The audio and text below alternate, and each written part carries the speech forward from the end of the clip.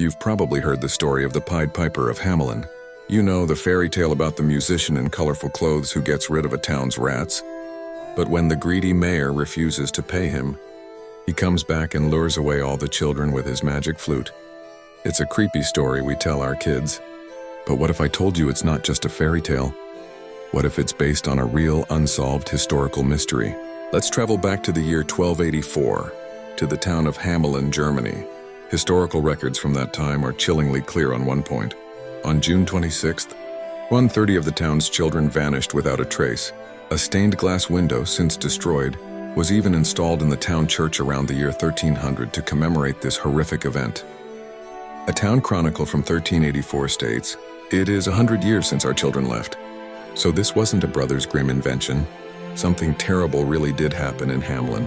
The story we know today with the rats and the piper only came together centuries later.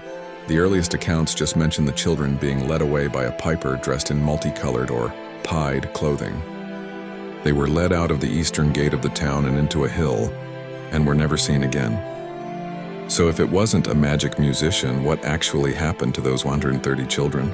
This is where it gets really interesting, and historians have been debating it for centuries. One popular theory is that the Pied Piper was a symbol for the Black Death. The plague was devastating Europe, and the story could be a metaphorical way of explaining a sudden mass death of children from disease. The piper leading them away would represent death itself. Another theory points to something called the Children's Crusade, a disastrous movement in 1212, where a German youth claimed he was told by Jesus to lead a crusade of children to the Holy Land. Thousands of kids followed him, and many were sold into slavery or died from starvation. While the dates don't perfectly line up, the idea of a charismatic figure leading children away to their doom is eerily similar. A more grounded theory suggests the children weren't stolen, but they left. At the time, German rulers were actively encouraging settlement in Eastern Europe.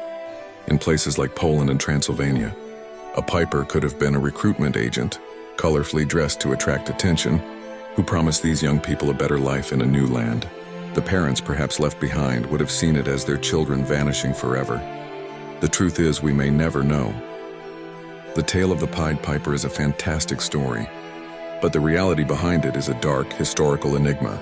A town lost its entire young generation in a single day, and the mystery of what happened to them remains one of Europe's oldest and most haunting cold cases. If you like this content, don't forget to like, share, and subscribe. Smart history for dumb times. And if you'd like to buy me a coffee, click the link in my bio.